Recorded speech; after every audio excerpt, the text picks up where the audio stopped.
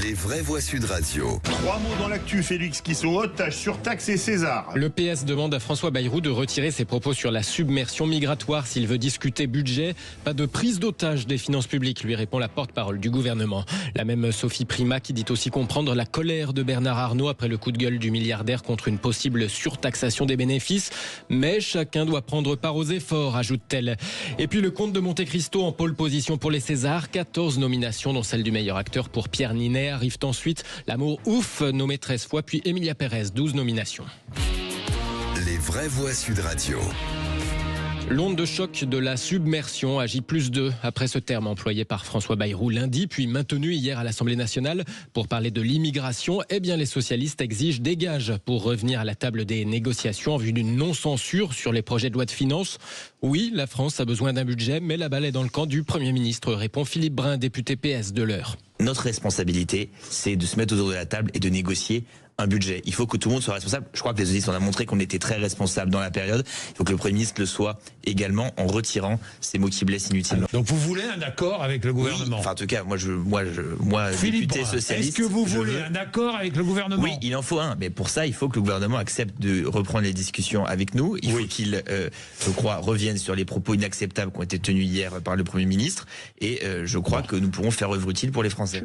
Philippe Brun avec Jean-Jacques Bourdin dans le Grand Matin Sud Radio. Quelques heures plus tard, la porte-parole du gouvernement a évoqué cette position des socialistes, mais avec une formule choc de la part de Sophie Primas, une formule tout droit sortie, vous savez, de ce qu'on entend dire d'habitude quand il y a des grèves dans les transports.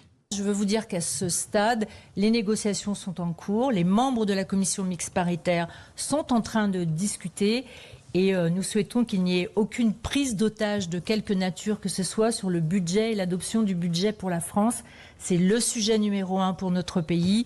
Nous devons véritablement aboutir à une CMP positive et les négociations sont en cours aujourd'hui. Pas de prise d'otage, la porte-parole du gouvernement, Sophie Primas. Philippe Bilger.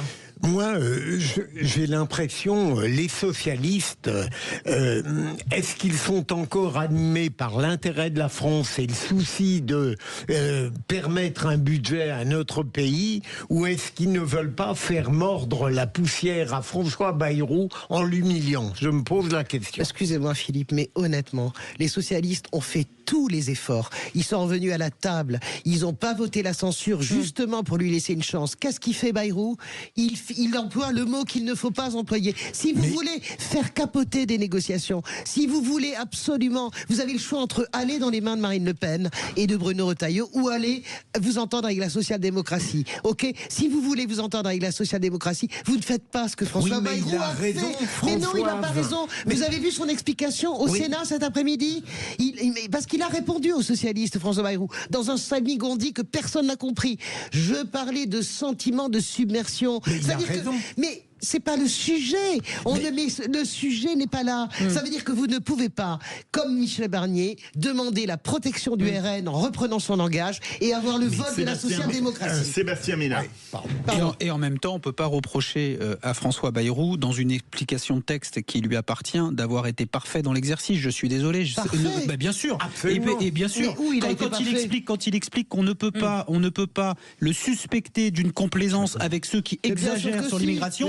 Mais on ne peut pas non plus. Mais attendez, je peux terminer. Et on ne peut pas non plus le soupçonner de complaisance avec ceux qui sous-estiment la problématique migratoire. Donc moi, je suis désolé. Si effectivement, je suis d'accord avec Philippe Bilger, si les socialistes utilisent cet argument fallacieux pour empêcher d'avancer, mais arrêtez. Il faut que les socialistes se réveillent. La France a un peu changé.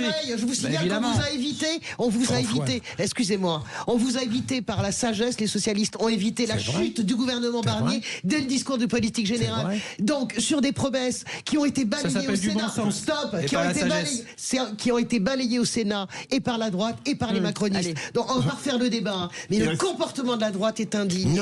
C'est indigne, je vous le dis. Indigne. Allez, on y va. Ce sera le mot de la fin. Indigne pour vous. C'est pas mal. Allez, deuxième mot sur taxe.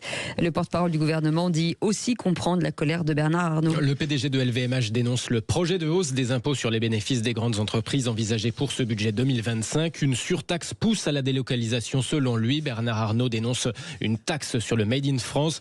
Interrogé sur ses propos en début d'après-midi, la porte-parole du gouvernement dit comprendre ce coup de gueule, même si Sophie Primas nuance. Je connais l'attachement de Bernard Arnault à son pays. Et donc, mais je connais l'attachement de Bernard Arnault à son pays. Mais je comprends sa colère. Je comprends que dans la condition budgétaire dans laquelle nous nous trouvons, chacun doit prendre part aux efforts que nous demandons de façon temporaire, un effort aux très grandes entreprises françaises.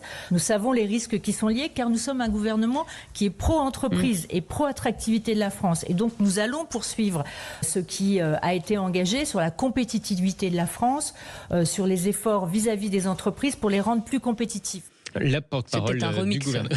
Voilà, c'est ça. Elle ne bégaye pas, c'est un remix. Et on en parlera dans le tour de table. Troisième et dernier mot, César, le comte de Monte Cristo abordera la 50e cérémonie en position favorable. 14 nominations, dont celle du meilleur acteur pour Pierre Ninet en quête de vengeance. Un mandat d'arrêt pour le dénommé Edmond Dantès. Le comte de Monte Cristo, deuxième plus gros succès en salle l'an dernier, en tête des nominations au César, suivi par L'amour ouf de Gilles Lelouch, 13 nominations, dont la meilleure actrice pour Adèle Exarchopoulos et le meilleur acteur pour François Civil. Ensuite, Emma Pérez de Jacques Audiard est nommé dans 12 catégories.